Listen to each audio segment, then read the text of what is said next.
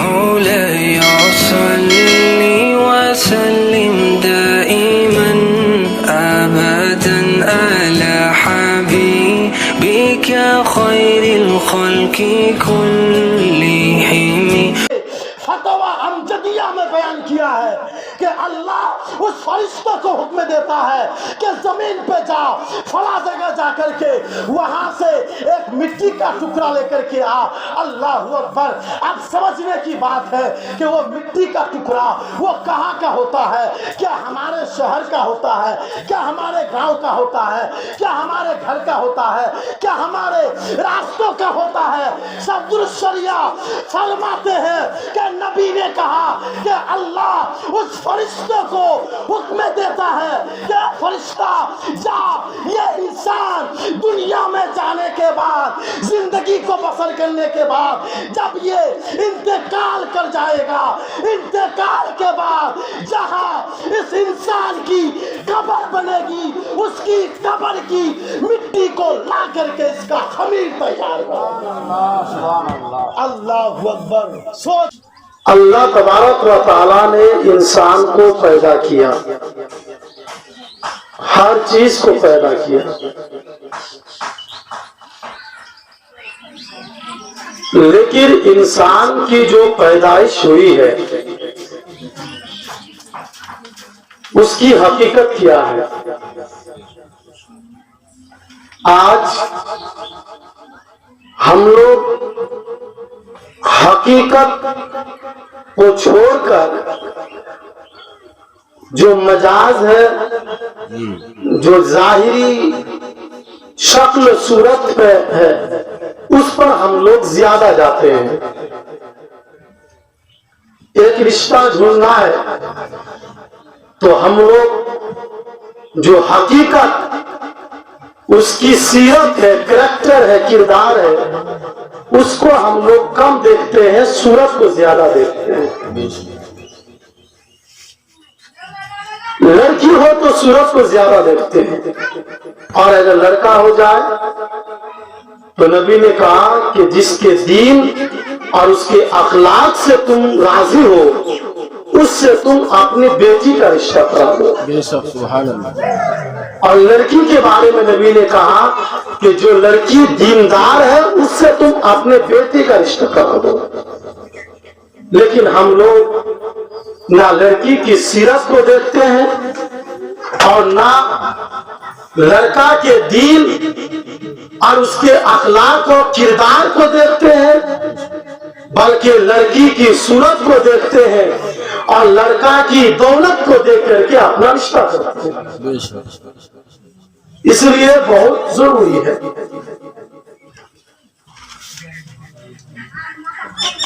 درود پاک پڑھیے. اللہم صل علی سیدنا مولانا محمد وعلی آلِ سیدنا مولانا محمد حبیبنا ربینا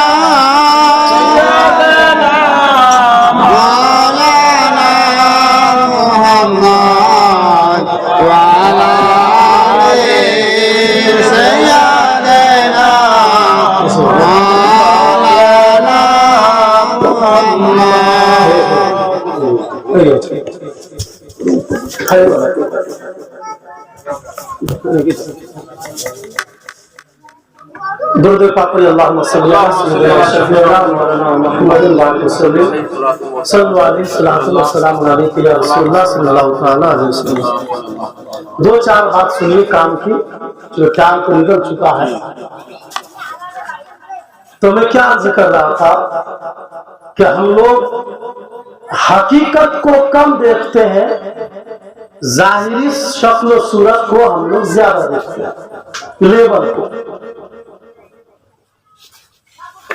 لیکن اللہ نے جو انسان کو پیدا کیا ہے، انسان کی حقیقت کیا ہے؟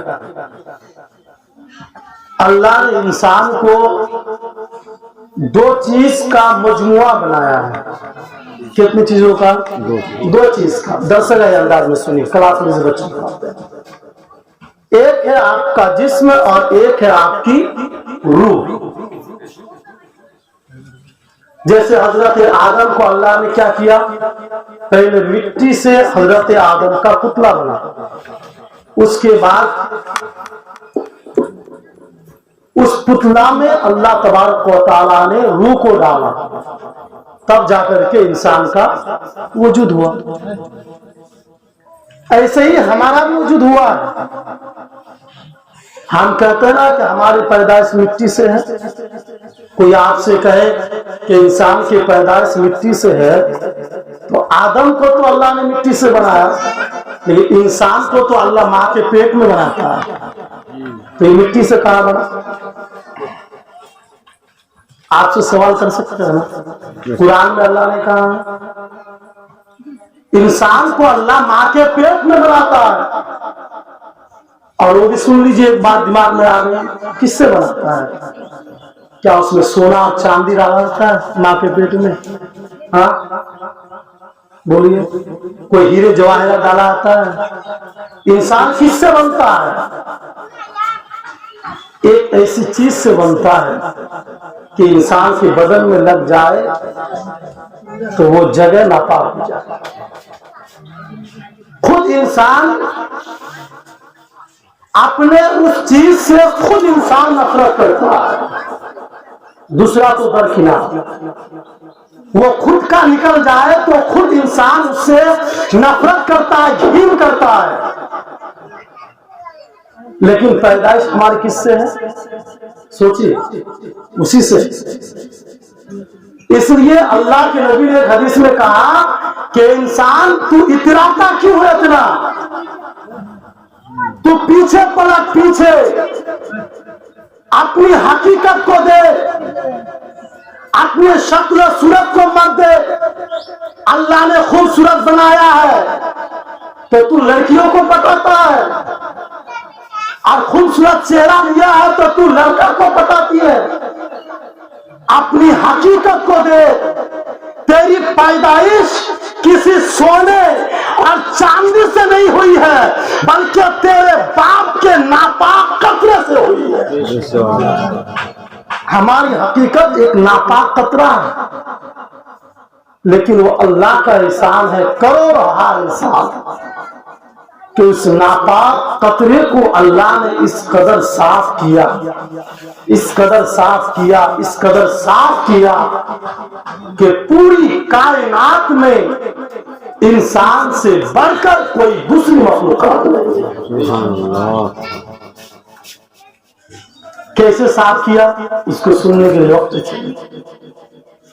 بس میں آپ کو یہ کہنا چاہتا ہوں، 40 دن میں وہ ناپاک قطرہ آپ کا خون بنتا ہے، 40 دن میں گوشت بنتا ہے، 40 دن میں ہڈیاں بنتی ہے، اس پر گوشت چڑھایا جاتا ہے. سوچیے، خون بنتا ہے، گوشت بنتا ہے، وہ خون، پھر وہ گوشت ہڈی بنتی ہے، پھر ان ہڈیوں پر گوشت چڑھایا جاتا ہے. 40 میں 40 کتنے دن ہوں گے؟ 40 80 اور 40 120 کتنے مہینے ہوئے؟ 4 مہینے. 4 مہینے تک ماں کے پیٹ میں روح نہیں ڈالا جاتا ہے. عورت کو 4 مہینے تک سے بوجھ محسوس ہوگا، دن با دن اس کا بوجھ بڑھے گا، اس کو حرکت محسوس نہیں ہوگی. لیکن جیسے ہی 4 مہینہ پورا ہو جائے گا، اب اللہ کی طرف سے اس عورت کے پیٹ میں جو ایک پتلا تیار ہوا ہے، اللہ تبارک و تعالی اس پتلا کے اندر جس طریقے سے آدم کے پتلا میں اللہ نے روح کو ڈالا تھا، اسی اعتبار سے 4 مہینے کے بعد ماں کے پیٹ میں اللہ تبارک و تعالی روح کو ڈال دیا. اس لیے حکم ہے، شریعت کا مسئلہ دھیان سے سنیے گا. اگر 4 مہینہ پہلے عورت کی جان خطرے میں ہے حمل ہونے کی وجہ سے، پریگننٹ ہونے کی وجہ سے، اگر 2-4 ماہر ڈاکٹر کہے بچہ لوگے تو عورت کی جان خطرے میں ہے یا سخت بیماری میں مبتلا ہو جائے گی، تو اجازت ہے کہ بچے کو آپ گرا سکتے، لیکن کب تک؟ 4 مہینہ سے پہلے، چونکہ ابھی روح نہیں پڑی، وہ ایک ہاتھ کا جو کھلونا ہوتا ہے مٹی کا ایسے ہی بنا ہوا ہے، بازار سے لایا، بچوں کو دیا، بچہ کھیل رہا تھا، گر گیا، ٹوٹ گیا۔ لیکن 4 مہینہ پار ہونے کے بعد چاہے بچی عورت مر جائے یا آپ کچھ بھی ہو جائے، چاہے کیسا بھی کنڈیشن ہو جائے، 4 مہینہ ہونے کے بعد اب شریعت کی طرف سے بچے کو گرانے کی اجازت نہیں ہے، اس لیے کہ اب بچے کو گرا جائے گا تو ایک پتلا کو نہیں بلکہ ایک انسان کا خون کیا جائے گا۔ اتنا سمجھ گئے؟ لیکن جو بات کرنی تھی وہ تو چھوٹ گئی کہ انسان کی پیدائش کس سے ہے؟ مٹی سے۔ ہم تو ماں کے پیٹ میں بنتے ہیں، وہ بھی ایک ناپاک قطرہ سے۔ حقیقت ہے، اللہ کو یہ حقیقت ہے ہماری۔ آج ہم دولت پر، اپنے چہرے کی خوبصورتی پر، اپنے بازو پر، اپنی طاقت پر گھمنڈ کرتے ہیں، لیکن پیچھے پلٹ کے دیکھیے کہ ہماری حقیقت کیا ہے۔ تو ایسا نہیں کہ آدم کی پیدائش سے مٹی سے نہیں، ہماری بھی پیدائش کہاں ہے؟ مٹی سے، لیکن وہ کیسے؟ پھر ماں کے رحم میں، دھیان سے سنیے گا، ماں کے رحم میں اللہ تبارک و تعالیٰ ایک فرشتوں کو مقرر کیا۔ کس کو؟ ایک فرشتہ۔ جب باپ کا نطفہ ماں کے رحم میں پہنچتا ہے تو اللہ کا حکم ہوتا ہے کہ فرشتے اس نطفہ کو اندر رکھ یا اس نطفہ کو باہر نکال دیں۔ آج اگر عورت کو بچہ نہ ہو تو مرد کہتا ہے کہ یہ باج ہے۔ اللہ نہ مرد کی غلطی ہے نہ عورت کی غلطی ہے، وہ تو رب کی مرضی ہے، وہ جس کو چاہتا ہے اس کو اولاد عطا فرماتا ہے۔ وہ فرشتہ مقرر ہے، فرشتہ، اللہ کا حکم ہوتا ہے کہ نطفہ کو روک دو، بچہ پیدا ہو جائے گا، وہ فرشتہ روک دیتا ہے۔ اللہ کا حکم آتا ہے اس نطفہ کو نکال کے پھینک دو، وہ فرشتہ نکال دیتا ہے، پیشاب کے ذریعے سے باہر ہو جاتا ہے۔ یہ تو رب کا نظام ہے، وہ رب کا نظام ہے۔ اور اگر سنیں گے تو 1 منٹ اور سن لیجئے، اللہ اگر چاہے تو باپ کا اور ایک مرد کا نطفہ کو بھی اندر جانے کی ضرورت نہیں ہے، اس کے بغیر بھی اللہ تبارک و تعالیٰ ایک عورت کو اولاد عطا فرما دیتا ہے۔ حضرت عمر فاروق کا دور تھا، بڑی عابدہ، زاہدہ، متقیہ، پرہیزگار، نمازی لڑکی تھی، ٹھیک ہے، لیکن اچانک وہ پریگننٹ ہو گئی۔ بڑی شہرت تھی، جیسے مولانا جاہد صاحب کی شہرت کو بہت عبادت کرنے والے ہیں، اچانک کوئی ایسا حادثہ ہو جائے جو ان کی عزت کے خلاف ہے، ہنگامہ ہو گیا۔ سب لوگوں نے کہا کہ بڑی پرہیزگار بنتی تھی، بڑی عبادتیں کرتی تھی، قرآن کی تلاوت کرتی تھی، لیکن آج پیٹ میں ناجائز بچہ لے کر کے گھوم رہی ہے۔ لوگوں نے تانا دینا شروع کر دیا۔ حضرت عمر فاروق کا دور تھا، اللہ اکبر، حضرت عمر فاروق کا دور، بڑا ہنگامہ ہوا۔ حضرت عمر فاروق کے بارگاہ میں یہ مسئلہ پہنچا، عورت کو، لڑکی کو حاضر کیا گیا، شادی نہیں ہوئی تھی لڑکی کی، بغیر شادی کے اس کے پیٹ میں بچہ۔ حضرت عمر فاروق نے لڑکی سے پوچھا، اے لڑکی بتا، تیرے پیٹ میں جو بچہ ہے وہ کس کا نطفہ ہے؟ کس نے تیرے ساتھ غلط کیا ہے؟ اللہ اکبر، وہ عورت، وہ لڑکی رو رو کر کے کہی کہ آج تک کسی مرد نے میرے ساتھ غلط تو دور کی بات ہے، میرے جسم کو چھوا کر دے دیا۔ آخر میں حضرت عمر فاروق پریشان ہوئے کہ بات کیا ہے۔ तब हजरत उमर फारूक को जलाल आ गया, और हजरत उमर फारूक का जलाल, अजान से शैतान भागता है, लेकिन जहां हजरत उमर फारूक गुजर जाए, नबी फरमाते हैं कि उमर के साए से शैतान भागता हुआ नजर आता। इतना जलाल था, जलाल में आ गए और सर को नीचे किया, आंखों को बंद किया। अल्लाह वाले तो आंखों को बंद करते हैं देखने के लिए, आंखों को बंद किया, पूरा राज हजरत उमर फारूक की नजर में जाहिर हो गया। उसके बाद उस लड़की से कहा, ए लड़की बता, फला दिन तू एक गली में गई थी, कहाँ गई थी? कहा वहां तूने इस्तिंजा किया था, वहां तो एक भीगे कपड़े से इस्तिंजा को साफ किया था, हाँ किया था। कहा कि उसी से तेरा बच्चा ठहरा। कहा कि या ए आमिरुल मोमिनीन, वो कैसे? कहा कि जिस भीगे हुए कपड़े से तूने अपना इस्तिंजा साफ किया था, वो पानी का भीगा हुआ कपड़ा नहीं था। एक मर्द ने अपने नुत्फा को साफ करके वो भीगा हुआ कपड़ा फेंक दिया था, उसी कपड़े से तूने इस्तिंजा साफ किया था। अल्लाह उसी के जरिए से तुम्हारे पेट में अल्लाह ने बच्चा को पैदा किया। ये तो रब का करम है। वो जैसे चाहे औलाद को बच्चा, इंसान को बच्चा दे सकता है।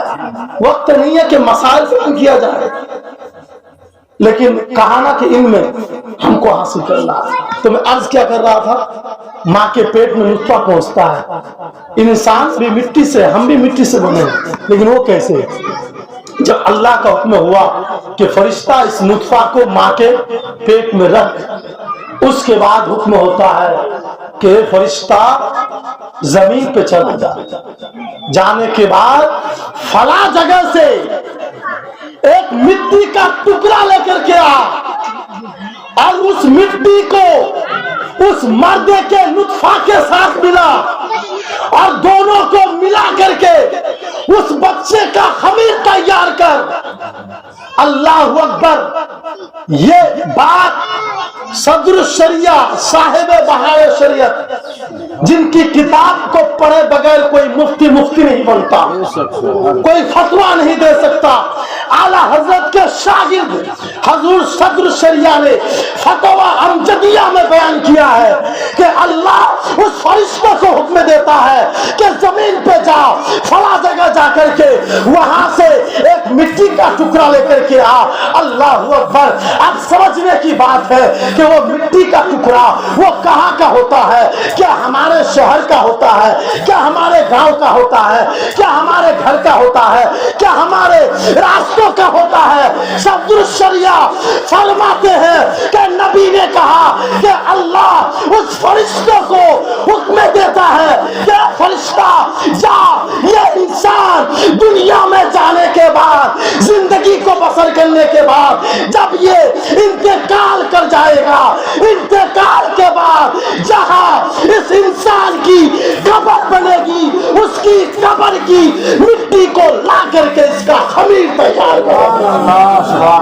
अल्लाह अकबर। सोचने की बात है, हमारी रूह भी नहीं पड़ी, लेकिन हमारी कब्र तैयार हो चुकी है, कब्र की पहचान हो चुकी है, लेकिन आज हम उसी कब्र से दूर हैं। उसी कब्र से हम लोग गफलत में पड़े हैं। उस कब्र से हम लोग बिल्कुल अनजान सा हो चुके हैं।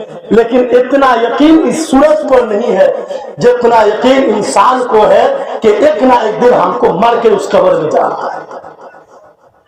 कोई भी दुनिया का इंसान हो, हर इंसान को पता है कि कब्र में जाना है। तो हमारी भी पैदाइश किससे है? मिट्टी से। लेकिन कैसे है, मेरा आपको समझा दूं। तो हम जिस्म और रूह दोनों के मजमुआ का नाम क्या है? इंसान।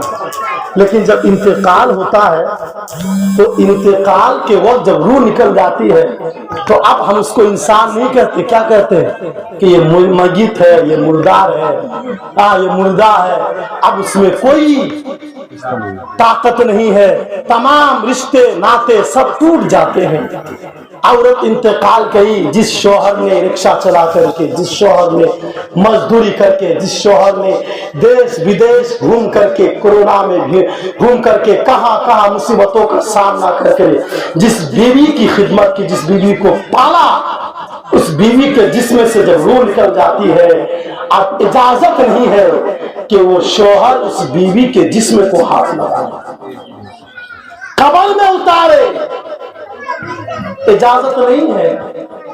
हक तो ये है कि उसकी नमाज जनाजा पढ़ाने का भी उसको हक नहीं है।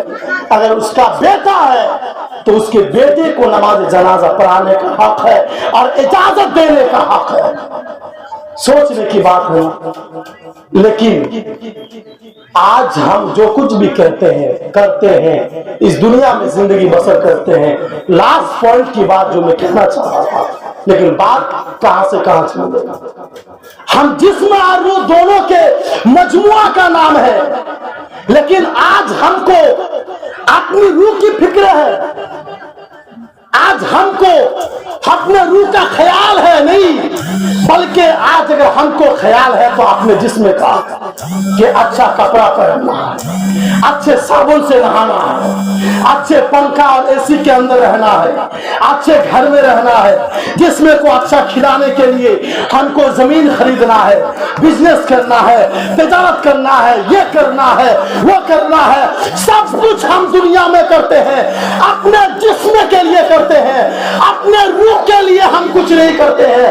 हम रूह को हम पाक नहीं करते हैं। जिस तरीके से हमारा जिस्म नापाक होता है, मैला होता है, हमारा जिस्म कमजोर होता है, बीमार पड़ता है, उसी तरीके से हमारी रूह भी वो मैली होती है, हमारी रूह भी कमजोर होती है, बीमार होती है। अगर हम अपने जिस्म के साथ अपने रूह को भी साफ सुथरा रखे, पाकीज़ा रखे, खुदा की कसम हम यहाँ भी कामयाब रहेंगे और कब्र में भी कामयाब। आज हमारा जिस्म काम करने में मन लगता है, लेकिन नमाज में मन क्यों नहीं लगता? क्योंकि नमाज का ताल्लुक जिस्म से नहीं है, रूह से। इन महफिलों का ताल्लुक रूह से है, लेकिन रूह की भी बीमारी है। और रूह की बीमारी क्या है? यही गुनाह है, झूठ है, चुगली है, गिबत है, ये है, वो है, पूरा पाप। मौलाना जाहिद साहब ने कहा कि फरिश्ते नाज़िल होते हैं, हम देख नहीं पाते। देख कैसे पाएंगे? आंखों में तो वो रोशनी है ही ना। नबी पाक ने कहा कि एक मोमिन जब झूठ बोलता है तो उसके मुंह से इस कदर बदबू निकलती है कि फरिश्ते उस बदबू को सूंघने के बाद उसके आसपास से भाग जाता है। और जो मर्द मोमिन, मर्द साले होते हैं, उनको इस चीज का एहसास होता है, लेकिन हमको कैसे एहसास होगा? हम तो गुनाहों के माहौल में रहते हैं। हम अभी बाथरूम साफ करने जाएंगे और उल्टी हो जाएगी, होगी नहीं होगी, लेकिन एकदम को बुलाया जाए उल्टी करेगा। क्यों? क्योंकि उसी कल्चर में रहता है। तो हम तो अपने गुनाहों के कल्चर में रह रहे हैं, तो हमको नेकियों का एहसास कहां से होगा? हमको जन्नत की लालच और ख्वाहिश हमारे अंदर कहां से पैदा होगा? हमको गुंबदे खजरा देखने का एहसास कहां पैदा होगा? हमको मक्का और मदीना के मनाजिर को देखने का कहां एहसास पैदा होगा? हमको करबला का मैदान देखने का एहसास कहां पैदा होगा? हमको बगदाद गौसे पाक का मजार देखने का कहां पैदा होगा? हम तो गुनाहों में फंसे नजर आते हैं, इसलिए हमको पार्कों का ख्याल आता है, हमको घूमने का ख्याल आता है, हमको फिल्मों का ख्याल आता है, हमको पार्टियों का ख्याल आता है, हमको दुनियादारों का ख्याल आता है। अगर हमारा दिल पाक होगा, अगर हमारी रूह पाक होगी, तो पाक चीजों का हमको एहसास होगा। अगर हमारा दिल नापाक हो जाएगा तो हमें भी नापाक चीजों का एहसास होगा।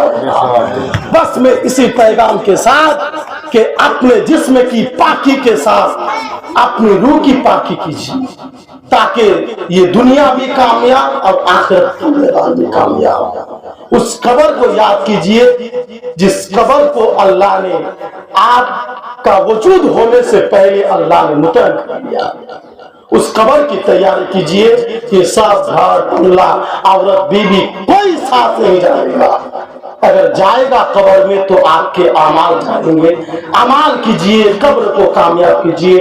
अल्लाह इस महफिल को अपने बातों में फरमाए, इन बातों पर अमल की तौफीक अता फरमाए।